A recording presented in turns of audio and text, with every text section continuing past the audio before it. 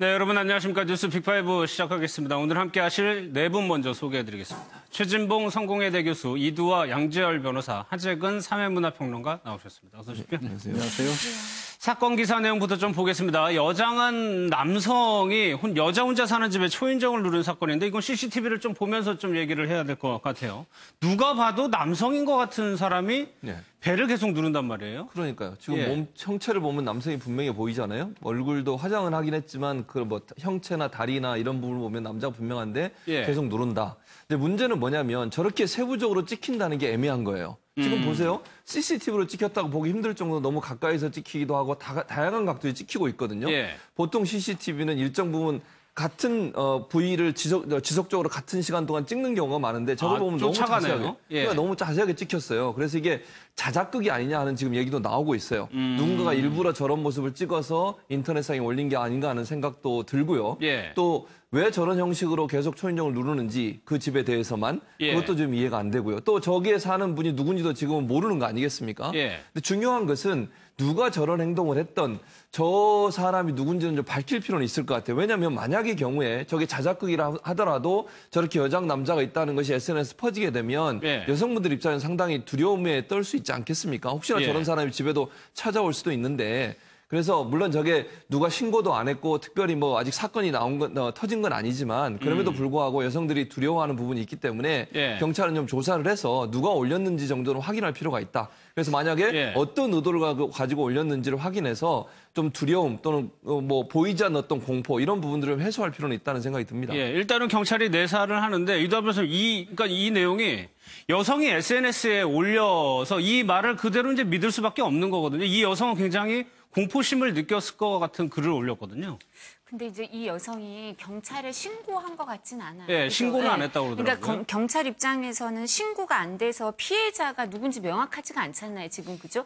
저렇게 했다는 게 그럼 누군가를 의도해서 어떤 사람을 괴롭히기 위해서 저런 걸 했는지 아니면 뭐 특정 상대가 없이 여러 군데를 누르고 다녔는지도 지금 명확하지가 않아요, 그렇죠? 근데 이 여성이 올린 걸 보면 이 여성한테 여성이 살고 있는 집에 눌렀다, 뭐 이렇게 주장하는 거죠, 그렇죠?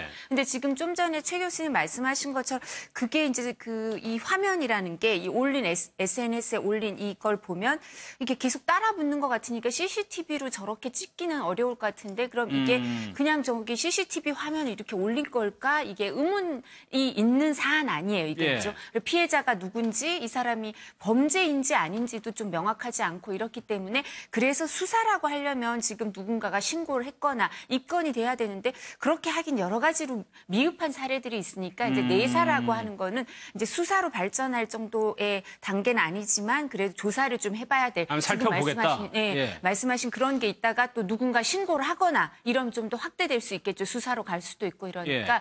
그래서 이제 피해자도 없고 경찰에 직접 신고도 안 했지만 이 사람들이 이제 공공의 안녕, 그러니까 사회적으로 불안감을 조성하거나 이런 위험이 있기 때문에 내사는 한번 해보겠다 이 정도라고 하는데요. 만약에 저렇게 피해를 입으신 분이 있고 불안하시다면 이제 직접 신고를 하시는 게 가장 간단한 방법이겠죠. 근데 SNS에 일단 글을 올려서 다른 사람들이 봐서 이제 기사가 된 건데 자작극이라고 경찰이 그 가능성도 버려두지 않는 게 오피스텔인데 그 문 앞에다가 CCTV가 있는 경우는 없잖아요. 그러니까 그런 경우는 잘 없긴 해요. 근데 이제 다만 이제 뭐 컬러 영상도 CCTV가 보통은 잘 없어서 컬러로 나오는 것도 뭐 보통 일은 아닌 것 같은데 대신 요즘에는 혼자 사는 분들 같은 경우에 자기 집에 왜 그 폐쇄형 CCTV가 저런 건물 공용이 아니라 개인 집용으로 다는 경우도 있어요. 왜냐하면 워낙에 혼자 사는 사람들이 늘어나고 있고 자기 집을 24시간 봐야겠다는 분들도 많이 있어서 그런 화면에 잡혔을 가능성도 저는 배제를 못한다고 보고요. 그래서 저는 일단 내사라는 표현을 쓴 거는 범죄라는 게 명확하지 않기 때문에 내사라는 표현을 쓴 건 맞지만 그래도 수사에 준해서 좀 알아볼 필요는 있다라는 게 워낙에 오피스텔이나 뭐 고시원이라든가 이렇게 혼자 사는 여성분들이 굉장히 늘어났어요. 그리고 저것도 저 오피스텔에 뭐 잠금 장치가 있는지 현관에 있는지 없는지 모르겠지만 만약에 잠금 장치가 있는 곳인데 저렇게 들어왔다라면 그 자체로 주거 침입이 될 수도 있는 거거든요. 아, 그 1층 현관에요? 그렇죠. 1층에 이 사람이 들어올 수 없는 곳에 돌아왔다면 저 사람이 우리가 그런 겁니다. 우리 흔히 뭐 속된 말로 바바리맨이라고 이렇게 자기 신체를 노출하고 이런 사람들도 어떤 상황에서 어디 부딪히면 또 범죄적으로 변할 수 있는 가능성도 있거든요. 그러니까 그래서 지금 사회 분위기 자체가 이렇게 좀 많이 달라져 있기 때문에 철저히 파악할 필요는 저는 있다고 봅니다. 그렇죠. 뭐 그런 가능성 배제할 필요는 없겠지만 혼자 사는 여성을 노린 범죄가 워낙 많았고 여장하고 돌아다니는 남성들도 굉장히 많았었단 말이에요. 그죠? 요즘에 혼자 사는 여성들의 불안감이 극에 달했고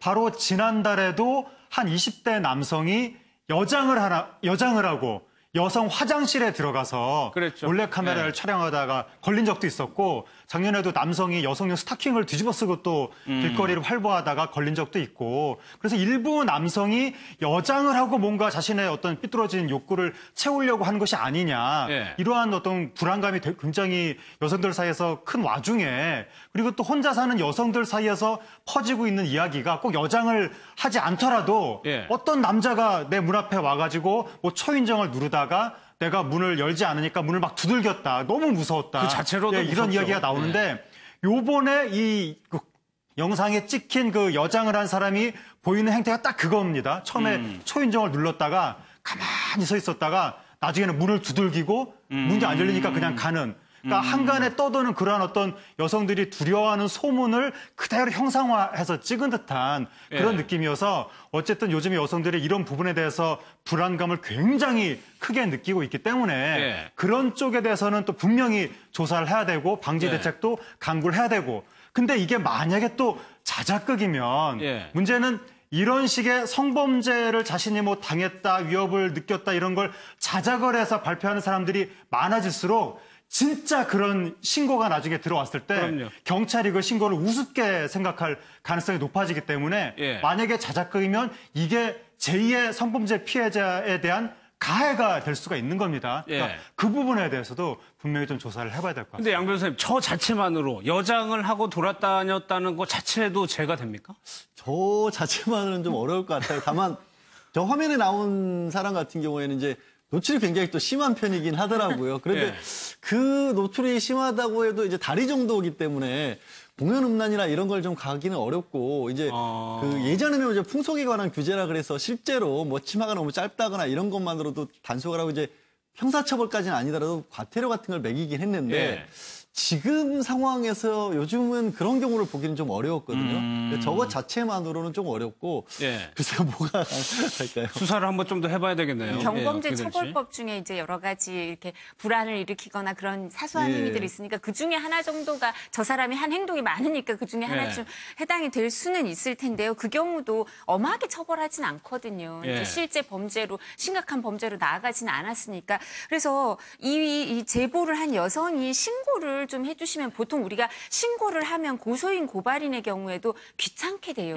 이제 본인이 여성의 경우에 어떤 부분 성과 관련된 범죄나 이런 데 있어서 신고를 하면 자신이 완전 피해자가 된 더 큰 피해를 입었는데 요만큼만 신고했다고 오해를 받기도 하고 아니면 뭔가 유발했기 때문에 그런 거 아니냐 오해를 받기도 하고 해서 이런 거를 다른 사람한테 알려서 이제 이런 일을 안 당하게 해야 되겠지만 신고하긴 귀찮다 이렇게 생각하실 수도 있는데 오해가 있을까 봐 그래도 이 경우에는 좀 이렇게 위협이 됐다고 생각하면 좀 직접 신고를 좀 해주는 게 오히려 도움이 되고 본인도 이제 보호를 받을 수 있지 않을까 싶습니다. 이 변호사님 말씀 한마디만 덧붙이자면 왜 신고를 하셔야 되냐면 저 사람이 아무 집이나 무작위로 간 건지 그 집을 특정을 해서 가는지를 아는 게 필요해요. 만약에 혹시라도 저 여성이 혼자 사는데 저 여성의 집을 딱 알아서 이렇게 찾아간 거라면 정말 반드시 병행허가를 해야죠. 알겠습니다.